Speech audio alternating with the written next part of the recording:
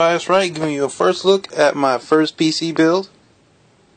Stay tuned till the very end, and I'll have some giveaways going on. But yeah, this is my first PC build based on a FX 6300 AMD CPU, and I'll also have more content coming out more often, like I did before. School kind of got busy, but without further ado, here we go. First thing you kind of notice is this acrylic kind of fog side case with these aircraft-like side panels. The case comes with 5 fans stock. It has two 140s in the top and the front, two 80mm in both side panels on both sides, and there's a 120 exhaust fan. You can see this acrylic window, which is kind of already mentioned that before. So without further ado, let's go ahead and take this off. So here you can see where that 80mm fan is. It's drawing air straight from that front fan, so pretty much all your drives will stay cool. First, for the Brains FX 6300, it comes at 3.5, and since it has a K, it is overclockable. I've seen it go up to 4.2, 4.3 steady.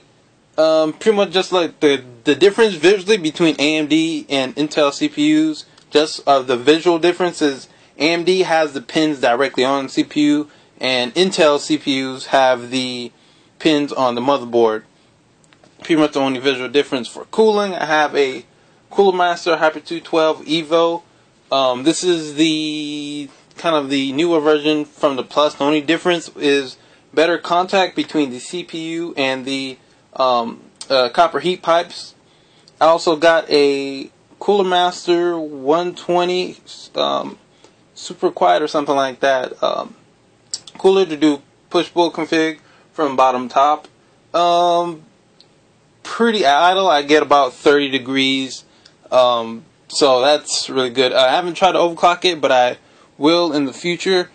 Let's see what else. For graphics card, I have an EVGA GTX 660 Superclocked Edition. Comes with 2 gigs of RAM, I believe almost 1,000 CUDA cores, and I believe this is a overclocked card, so it does come with a base clock of 1046 megahertz and a boost clock of 1110, which is a really nice thing to have. I have a 120 SSD hard drive on the back, which is my boot drive, and a 1TB Western Digital Green.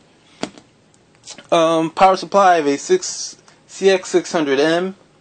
One thing I would recommend, always get slightly more than necessary. Not a ridiculous amount more, but kind of give you a buffer for if you want to add more power consuming parts, like say 2 graphic card. Say if you were to add that, so like just in case you don't remember to increase your power supply amount, you'll always just have that extra amount because you'll have a good enough power supply. I have a NIC by Asus. I'm not sure what the model number is exactly, but it's a really good NIC. It's a wireless NIC. It has a 2.4 and 5 gigahertz band, 8 gigs of crucial. Let me get in closer. 8 gigs of crucial RAM. Those are 2 4-gig DIMMs. See here, you can see that NIC right in there. And for the motherboard, I have an ASRock 970 Extreme 4 motherboard. My only problem with the motherboard itself is that the USB 3, the rear USB 3 here, you can see that those antennas for that NIC. The rear USB 3s have this weird problem. Whenever you connect some kind of audio device to them, they just disconnect. For example, my Blue Yeti microphone just constantly disconnects after every 3 seconds, which gets really annoying. All the USB 2s work, all the USB 3s that are mounted, that come with the case work fine, and just these rear USB 3s. Here you can see that 120mm fan. It's 120, yes, it's 120. The PS2 adapt ports, clear CMOS, which is really nice to have. 2 USB 2s, another USB 2, SATA, Thunderbolt, other peripherals. And here you can see the ventilation and things for the 660, 2 DVI, HDMI, and another display port. Here you can see 2 things for water cooling. One thing I did not like is the two USB 3s that come for or already pre-mounted on the case. They expect you to route it throughout the back and route it through this thing right here. So they wanted you to pretty much effectively take two USB ports or two USB 3 ports away from you by having you route these two USB 3s all the way to the back of the motherboard, connecting them there, which is really annoying, but I'll show you how I counteracted that. And that's actually what I did right here. I got two USB 3s to a 19-pin USB 3 motherboard connector. Forgot to show you guys this. I like how this has kind of Predator or Alien vs Predator look going on. Has this tray we had Predator space. This is the power button with blue LEDs, microphone and headphone jack, two USB 2s, two USB 3s, a reset button, and a hard drive LED. Here it has 5 drive bays. Has a 120 blue LED fan here, which is visually really nice. And give me a second, I'll go ahead and show you the back. So here you can now see the back. Let me go ahead and take this off. The panel got really tight with all the cables and everything.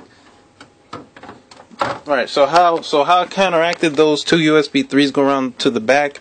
I bought here's that 19-pin two USB 3 to 19-pin motherboard connector. It cost me around 20 bucks because I didn't want to wait for it to come online. Online it costs like $2 or $3. I would recommend doing that rather than paying 20 bucks, which is a whole lot more. I just really didn't want to wait.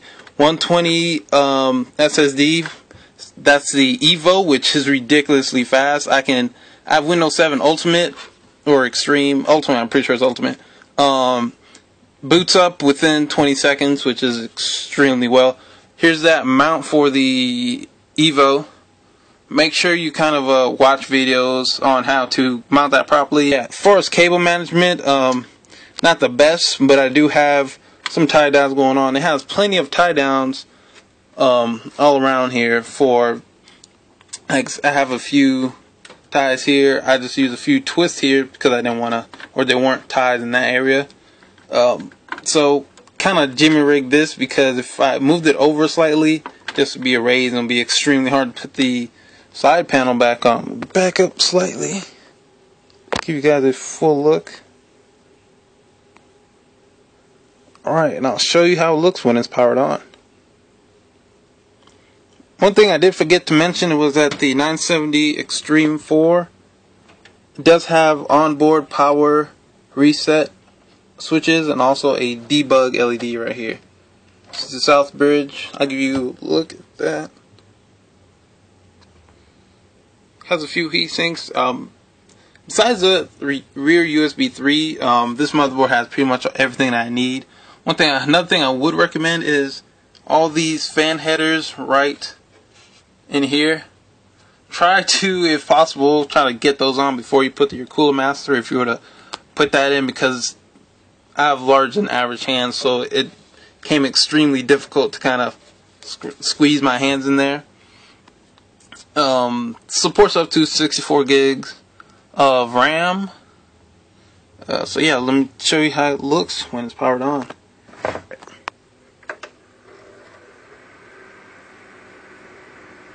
So here you can see that front USB fan, or not front, blue LED fan, and on top another blue LED fan. Has plenty of room to mount a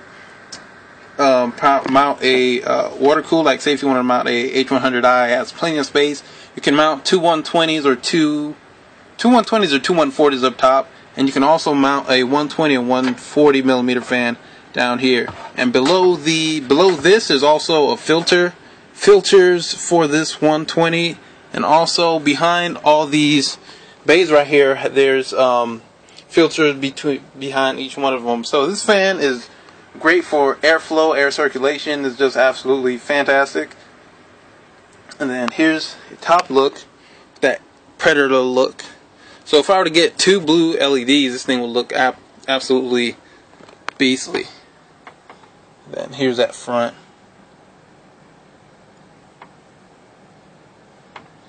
But yeah, that is about it. And the giveaway, I will be doing, since I said there was two, the first one will be for $75 in in-game credit for, try to see if I get some reflection off of this, $75 for in-game credit for Warframe, Neverwinter, and Marvel Heroes. I'm not sure if you play one or all three, but there's $25 for each, so effectively $75. And I want to give this one away as quickly as possible because it does end on December 31st. So I'll be putting this video up today, editing it, and it will end. I'll try to end it on the 28th or the 29th. Gives everyone 3 days. So try to share and subscribe as much as you can. Like, comment, just to show your friends, or even just comment and tag them, and make sure they comment and subscribe. What you have to do to enter the giveaway is just subscribe and let me know which one you want, or just kind of leave some comments down below, one or two. Don't go crazy or you'll just automatically be disqualified.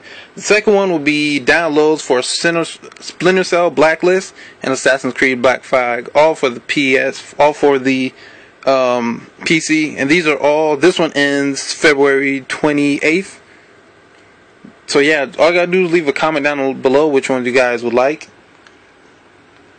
And without further ado, if you guys have any other questions, leave a comment down there in the like section. Make sure to subscribe, really helps me out. I'm trying to hit 100 subscribers before I give away these